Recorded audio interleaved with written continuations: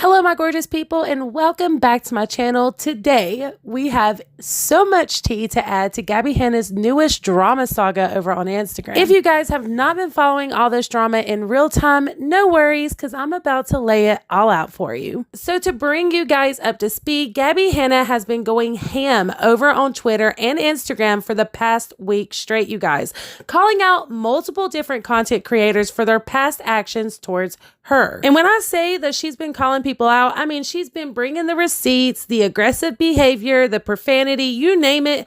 Gabbie Hanna has been doing it the past week. And there has definitely been a mixed variety of emotions when it comes to her fans and other people on social media over the whole situation. What kind of kicked all of this off was her drama with Rachel Oates, which happened at the beginning of the week. I do have a video breaking all of this down, and I will tag it up above for anyone interested, but this is kind of what lit the fire underneath Gabbie. Oh, but trust me when I say that this was only the beginning, because since then, she's actually called out multiple other content creators, from Oscar Wilde to Angelica Oles, and the latest culprit, Trisha Paytas. As most of us know by now, Trisha and Gabbie's relationship has always been really rocky, and there is definitely two different narratives to this story. If you ask Gabbie, they used to be friends, Trisha was a good person, yada, yada, yada. Then everybody turned on Gabbie, and so did Trisha, because it was the popular thing to do. But now if you ask Trisha, on the other hand, she says that her and Gabbie were never friends, and that basically Gabbie just kind of imagined all of this up in her head, and that Gabbie is just a really manic person who just makes things up. I am seeing a ton of Gabbie comments, and it is really truly nothing personal, but I've had her block for my own sanity and peace for myself since we did the podcast. Been saying, and I'll continue to say this, that I wish her truly well. She seemed in a great spot when we did the podcast. She told me she had a recording contract, and Peyton was lovely and stable and her house was beautiful. I've told her that I enjoyed her music, Out Loud and Butterflies. She has a really interesting take on art and poetry. She's just a unique person out on the internet. All I was doing this week was trying to be her cheerleader of getting her a redemption arc. I wanted to see her thrive, and I felt like she just took huge steps backwards by being so defensive over things that didn't matter. And she could be such a powerful voice for things that do matter. So I obviously have heard some of the things she said just from going on my TikTok page and my Twitter, and obviously she hasn't been the nicest to me, but I'm just going to give her the benefit of the doubt that she's going through something. I, of all people, understand that more than anybody. But I guess she called me fake because I said I wanted to just squash the beef. And that's why I went to the podcast. It just cannot be squashed. I'm not being fake. Me and Gabbie do not vibe. She is delusional. She spent the majority of the podcast trying to convince me that we were really close friends, and it was super awkward because, one, I don't have a lot of close friends, but two, it definitely wasn't Gabbie. She brought up tweets from so long ago that there was one that I didn't remember, and then she's like, see, we are best friends. And I'm like, what? I apologized to her on the podcast. I was like, I don't want friends. I don't have friends. She said I was lying about the voice memo, but these are the voice memos. I will 1000% delete these TikToks in the morning, so just do with them what you will now. I don't want to go back and forth with someone who is delusional about the relationship between us. She's very clearly going through a manic episode when last night she tweeted that I was her bestie and I gave her great advice on the podcast and she was going to listen to it, which I thought great. To today, just, I guess, saying horrible things. I literally can't watch it because it will trigger me, and I don't want to get triggered, and people know that I'm triggered easily. But here are the voice memos. On the podcast, she said that I invited her to Thanksgiving with my family, which I don't do with anyone because it's just my dad and my stepmom and my Uncle Joe, who had passed away last year. That's been my Thanksgiving for the past 20 years. But she spent the majority of that podcast trying to convince me that I invited her to Thanksgiving. I told her that that did not happen. She accused me of gaslighting her. I said I was trying to be respectful in her house and not argue with her. She said that was gaslighting. All right, part 3 will be the voice memo, sorry. She's saying this is all part of a show and she's doing this for attention or something. And like, if that's the case and that's the route she wants to go, I'm not going to judge her for that. But she's calling me a liar and stuff. Here's the voice memos. The next day, she sent these to me. Oh, and I also wanted to quickly say the things that I was wrong about, because since I couldn't sleep last night, this was all I was thinking about. I just was kind of checking for myself. Something I was wrong about was, like, we definitely did not have Thanksgiving plans. Like, I went back and looked at that, and I definitely inflated that in my head, where it was more just like, I think you were spending Thanksgiving with Sean's family, and I said none of my friends were in town. You're like, oh my God, I wish I knew. I would have just, like, stayed home and we could have eaten together. So that's when I knew I just wanted to distance myself from her. We weren't friends, and I don't know what else to say. She was just trying to convince me we were, and I was just like, but we weren't. And then she's like, I saw it different, and I was like, okay. If this is true, then good for her. You know, she got trending, and if this is the reputation she wants, or she wants to troll, or, you know, that's fine by her. I think my issue is when she starts calling people names and being really manic online because people are genuinely concerned for her. She calls me fake because I did want to squash the beef, but I couldn't get past her delusions. She said she edited the podcast for me, but I had no edits for her. I told her she could post whatever. She could post the whole thing. I didn't care. Like I said, well, me and Gabbie don't see eye to eye, and we just do not click. I still think she's a good creator. I still think she is unique enough and driven enough. She's obviously successful that I want to see her succeed. I did enjoy watching Gabbie's content, but seeing her attack everybody is like so sad. Okay, I'm gonna go back to regular TikTok soon. Just know that I really want everyone to find peace of mind, because I know what it's like to have a mental breakdown. I know what it's like to be manic constantly, and it's really frustrating, and it's really difficult. It's literally like being a prisoner in your own head, and sometimes you think you've gone too far, so you just want to keep going and keep up the facade, or then you want to change the narrative in some way. And I know how that works. I still struggle. I'm struggling with voices in my head, you know? I think the bottom line is, like, seek help. To anybody now, I'm not just talking directly to Gabbie. There's no shame in seeking help. I go to therapy 3 times a week, 2 individual and 1 group class, because I genuinely need it. I was so tired of the highs and lows, the ups and downs, using the internet and social media as my therapist. It wasn't healthy. So there's no shame in getting help. In fact, people who seek therapists, even above normal people, probably have it more together. Elevate your life, do it for you. Seek therapy. Hey Trish, good morning. I also was hoping that we were going to move on after the podcast. I was really looking forward to that. But then the same day that the podcast went up, you posted 2 videos within an hour of each other, calling me a liar and trying to make me look like a crazy delusional person and gaslighting me like a lot. So I'm just going to show the evidence that you're lying. You were a much different person to my face than you were on camera, and a much different person than you're being now. So I'm just tired of you being a lying, manipulative, vindictive, exploitative bitch because you're afraid of what I know about you. So I'm just gonna tell everybody what I know about you because I'm tired of protecting your secrets. As far as Thanksgiving, I wasn't exactly right. You just said that you were gonna stay home and that you should have, and we could have just eaten together. So no, you didn't invite me to Thanksgiving, but I got that fact a little bit mixed up, because that's what happens when somebody that you haven't been friends with for a long time keeps dragging you into their fucking mess online. So sorry, I misremembered. I was thinking about this. Sorry about that. But since I was looking through all of our conversations from 2016 to 2019, I thought it would be fun to show everybody the friendship that you said didn't fucking exist, because you didn't know me, right? Despite the fact that I have years of text messages saved between us. I don't know why you lie like this. You're a really mean, malicious person. Like, what are you so afraid? Well, I know what you're so afraid of, and so will everybody soon. I'm actually really happy you brought this up, because Trisha herself has been upset since 2017 that the internet didn't know that we were friends.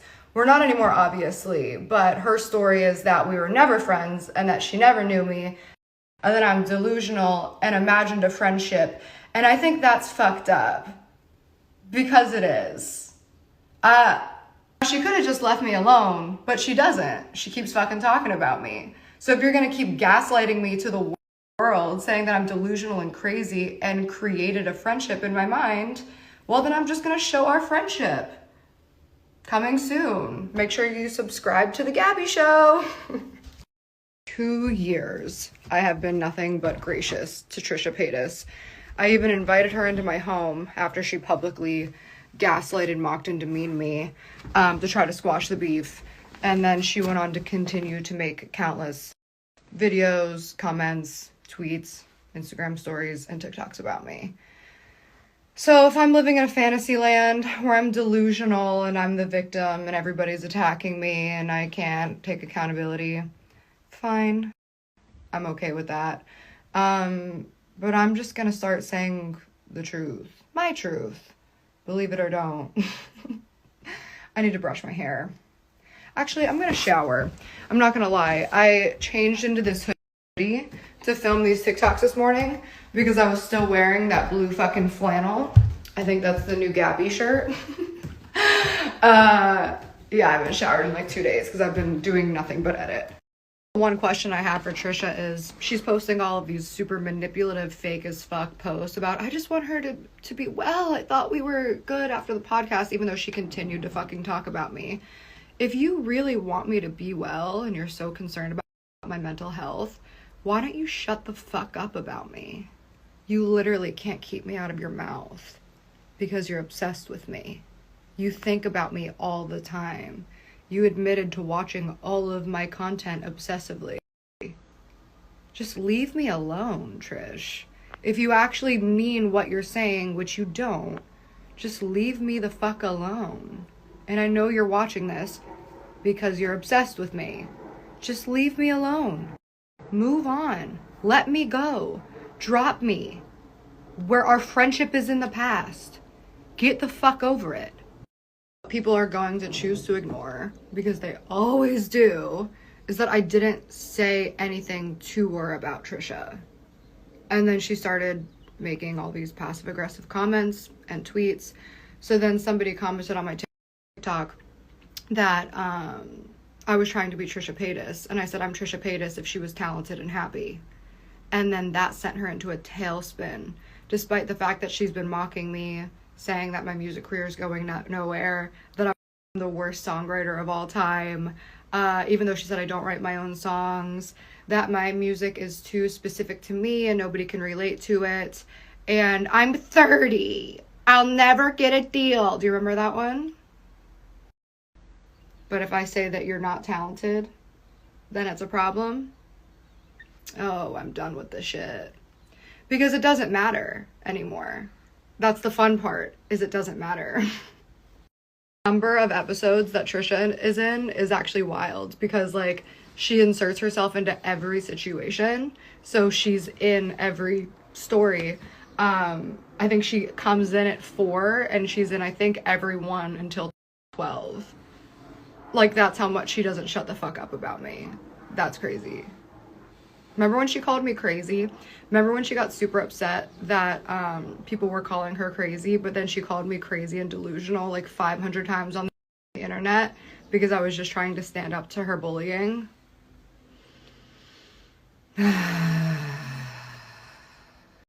Truth is, making this series has greatly affected my mental health. It's been really great for it, but then in the moments right now where I'm actually like looking through everything and putting it together, looking at all the stuff that I've avoided looking at for so long, because I usually just try to like avoid like hate and lies and tabloids, and now I'm facing them all front on, and it's actually so much worse than I thought.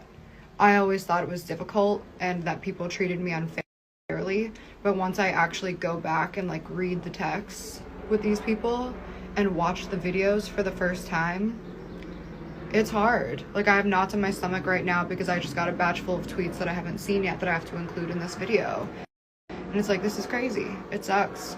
And I'm excited for it to be over, and I'm excited to put it behind me. Like, no matter what happens, I really don't care. I'm just tired of having this shit rattle in my brain and question my sanity all the time. Okay, so that was definitely a lot, and I'm fully aware, you guys. What I do want to say before I say anything is that when it comes to Trisha Paytas and Gabbie Hanna, this is something that we've been seeing for a while now when it comes to their relationship and the back and forth.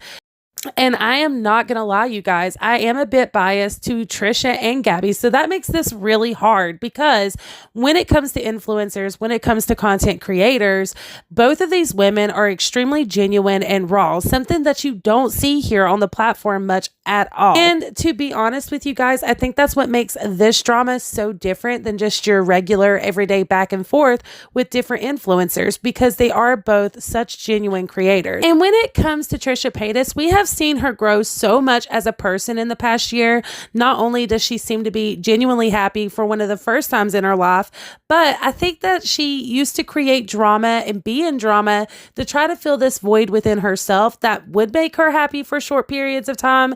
And now that she is so genuinely happy, she doesn't want to be in the drama and she doesn't want to be the center of attention. So far, knock on wood, you guys, she's actually been very conspirated towards Gabbie in this whole situation. I don't know if it's because she knows how it feels to be in this situation or what it is, but that may all change once Gabbie drops this series that she's talking about. I mean, it is possible that Gabbie can expose Trisha and that there's all this information about Trisha and Gabbie's friendship that we don't know about. But at the end of the day, I do think that Trisha is definitely one of those people that will just grab it by the horns, take accountability. And I don't really know if this will work in Gabbie's favor or what she's trying to do with this. I truly believe that Gabbie's plans is to try to kind of clear her name and to expose these people and to show people, hey, I'm not crazy. All of this stuff did happen. Look, see, it's here, see? But the problem is does that make her look even crazier for being so obsessive over it? At this point, I think people are really concerned for Gabbie and her mental health. We've seen her have meltdown and breakdowns before here on the internet, and we know that she doesn't handle all of this stuff really well. So that's what people are really scared about, and I don't know if this series is really going to help her in that way. She even mentioned today on her Instagram story that this is taking a toll on her mental health. Do not get me wrong here. I absolutely love Gabbie. I love her work. I think she is extremely talented. And yes, I will admit I'm a little biased, but at the same time, you know, I do think that she has a right to speak out about these things that have affected her so negatively, but is she strong enough to? That is the real question. The truth is Gabbie has been extremely aggressive with the way that she has spoken out about all of this stuff. And that is what people have really been struggling with accepting, because there is a way to talk about things and raise awareness. And the way she's doing it is not it. So we shall see what's to come with this series that Gabbie's been going on and on about. I hope that this helps her in some way and that it's liberating for her. I know that it's very obvious that she's looking for closure, and I hope that this series gives her exactly that. So that's it for this video, you guys. I know it was a long one. There was a lot to get through, but I cannot wait to hear what you guys have to say. Please let me know all your thoughts in the comments down below. Also, if you're not already subscribed, please consider doing so and tapping the bell for post notifications. That way you are notified every single time I upload. I appreciate you guys to the moon and stars. And until the next time, guys, mwah, bye.